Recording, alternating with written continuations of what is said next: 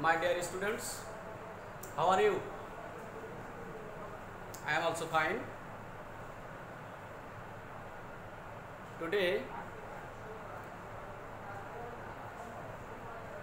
you are regarded as the students of 12th class now. Though your annual examination could not be held due to COVID-19, that means severity of coronavirus. It was supposed to be held in May, but it could not be held due to coronavirus. But you are now regarded as the students of 12th class. So, we are going to start our grammatical items of 12th class. There are 6 grammatical items for pre-test exam, that means 12th class. These are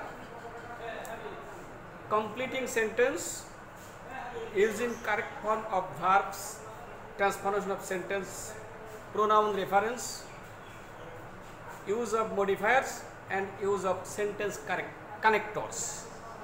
I shall take your class on completing sentence and use of sentence connectors. The rest 4 items will be taken by Mushir Rahman and Saidur Rahman. I shall take on completing sentence at first. Today I am going to take your class on completing sentence.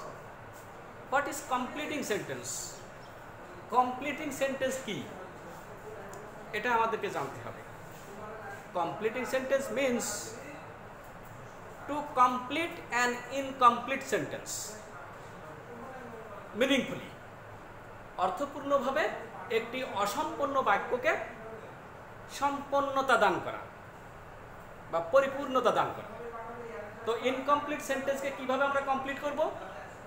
At first we have to know the Bengali meaning of every incomplete sentence or every word of that incomplete sentence.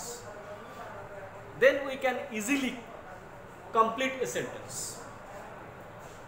অর্থাৎ কোনো বাক্য অসম্পূর্ণ অবস্থায় থাকবে, কখনো বাক্যের অর্ধাংশ, কখনো 1/3, কখনো 1/4 এরকম দেওয়া থাকবে ইনকমপ্লিট অবস্থায়। আমাদেরকে অর্থ বুঝে সেটা কমপ্লিট করতে হবে। কিরকম? এক্ষেত্রে তোমাকে অবশ্যই বাংলা অর্থ জানতে হবে। You have to know the Bengali meaning of every word of that incomplete sentence, then we can easily complete it.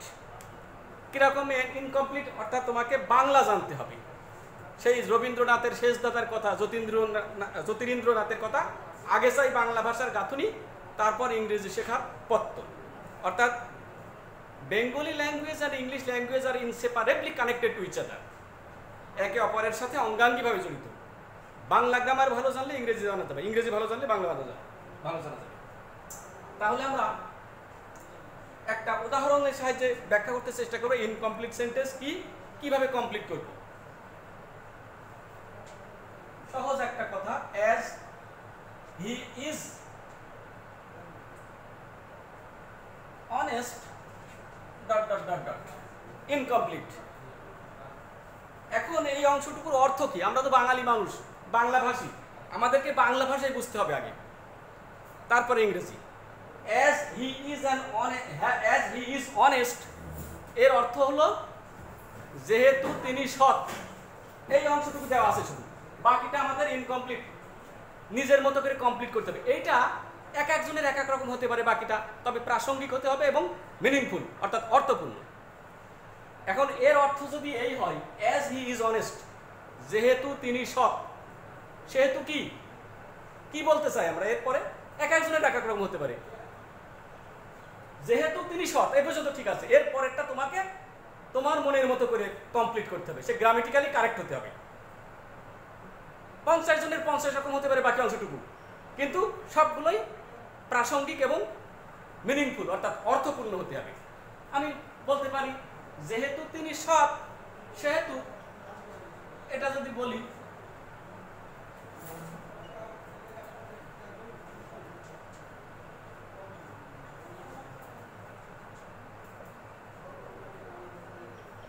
Respects হিম, যেহেতু তিনি সৎ সেহেতু প্রত্যেকেই তাকে শ্রদ্ধা করে। এটা হতে পারে, এটা একরকম একজন বলতে পারে। এর সাথে আরো আর একজনের ভাবনা এক একজনের ভাবনা এক এক রকম হতে পারে। আমরা যেটা নিজেরা বললাম যে যেহেতু তিনি সৎ সেহেতু প্রত্যেকেই তাকে শ্রদ্ধা করে। কেউ যদি বলে ওইটাই যদি আর এক রকম বলে as he is honest, as he is honest, আর একজন কি বলতে পারে এর সাথে সামঞ্জস্যপূর্ণ থাকতে হবে। as he is honest, যেহেতু তিনি সৎ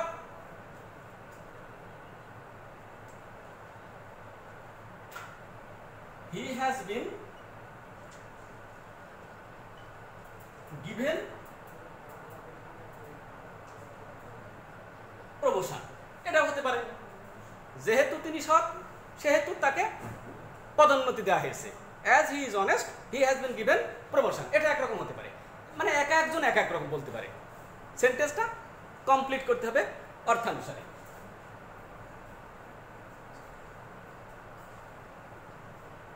এরপরে যদি বলি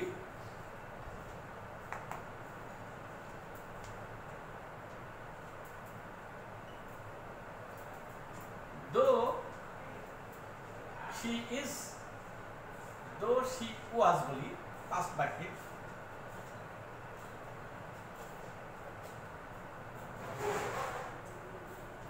though she was intelligent, এর অর্থ কি? though she was intelligent যদি বলি যদিও সে ছিল বুদ্ধিমতী বা মেধাবী, তবুও বা তথাপিও কি হতে পারে? এই যদিওর কথার সাথে বাংলায় তথাপিও বা তবুও কথাটি অটোমেটিক্যালি চলে আসে। এই তবুও বা তথাপির শাব্দিক ইংরেজি এখানে ব্যবহৃত হবে না, এটা যেহেতু কমপ্লেক্স সেন্টেন্স। যদিও সে ছিল বা তিনি ছিলেন মেধাবী বা বুদ্ধিমতী, এখানে দো বা অলদো যে বাক্যে ব্যবহৃত হয় বা যে ক্লজে দো বা অলদো বিশিষ্ট ক্লজটি যে বাক্যে ব্যবহৃত হয়, যে ক্লজে, সেখানে একটা ফলাফলটা আসে বিপরীতার্থক। অর্থাৎ দো বিশিষ্ট ক্লজের সাথে যে আরেকটি ক্লজ থাকে সেটা ফলাফল বিপরীতার্থক আসে। যা হওয়া উচিত তা হয় না, যা ঘটা উচিত তা ঘটেনি। কিরকম? যদিও সে ছিল মেধাবী বা বুদ্ধিমতী তবুও কি হয়েছে? যা হওয়া উচিত তা হয়নি। এরকম একটা ফলাফল বিশিষ্ট আমাদের বাক্য বলতে হবে, বলে বাক্য অংশটা কমপ্লিট করতে হবে। তাহলে আমরা যদি বলি যদিও সে ছিল বুদ্ধিমতী, বুদ্ধিমতী হলে যা হওয়া উচিত তা কিন্তু হয়নি, এটা মনে রাখতে হবে। অর্থাৎ ফলাফলটা বিপরীত ঘটেছে। যদিও সে ছিল বুদ্ধিমতী তথাপিও she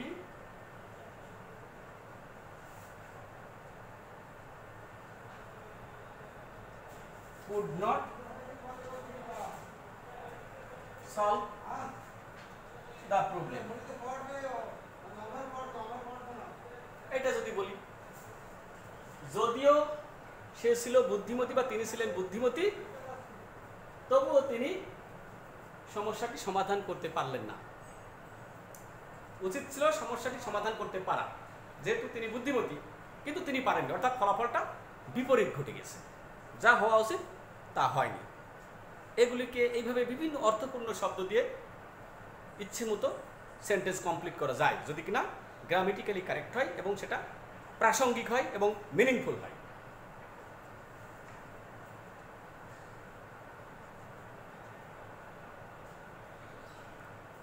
আরো আছে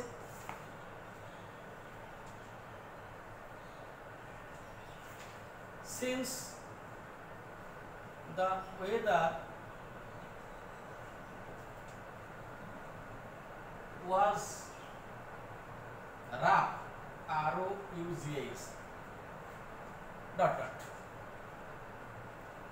Since the weather was rough, যেহেতু আবহাওয়া খারাপ ছিল সেহেতু কি কি হতে পারে? এটা তোমার মন থেকে সিট করতে হবে। কি বলবো আমরা বাকি অংশটা? যেহেতু আবহাওয়া খারাপ ছিল সেহেতু কি? অবশ্যই অ্যাজ বা সিন্স বিশিষ্ট, অর্থাৎ যেহেতু বিশিষ্ট বাক্যে ফলাফল যা হওয়া উচিত তাই হয়। অর্থাৎ ফলাফলটা ইতিবাচক হতে হবে। যেহেতু আবহাওয়া খারাপ ছিল সেহেতু এর সাথে কি ঘটতে পারে, কি হতে পারে, কি হয়েছিল, কি ঘটেছিল, এটা তোমাকে নির্ধারণ করতে হবে। আমরা যদি একটা নিজে বলি, যেহেতু আবহাওয়া খারাপ ছিল সেহেতু আমরা বাইরে যেতে পারলাম না, যদি বলি এটা হবে we could not go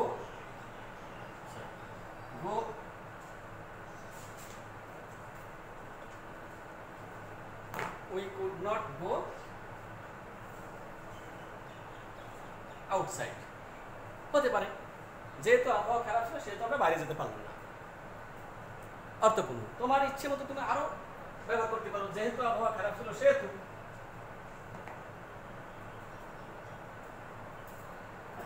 the program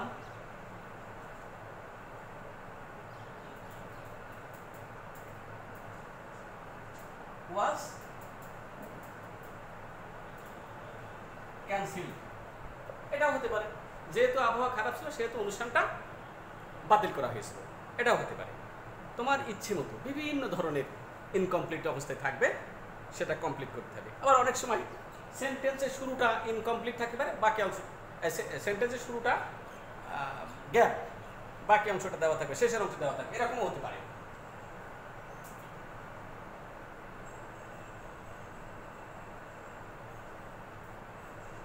প্রথমেই যদি গ্যাপ থাকে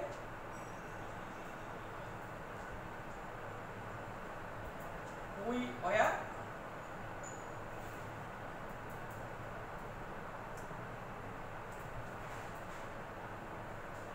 going to college, প্রথমেই গ্যাপ আছে, পরবর্তীতে আছে we were going to college, আমরা কলেজে যাচ্ছিলাম। তাহলে এখানে কি দিতে পারি আমরা, কি হওয়ার সময় বা কি ঘটছিল, কি ঘটলো তখন আমরা কলেজে যাচ্ছিলাম, হতে পারে। আমরা যদি বলি when it was raining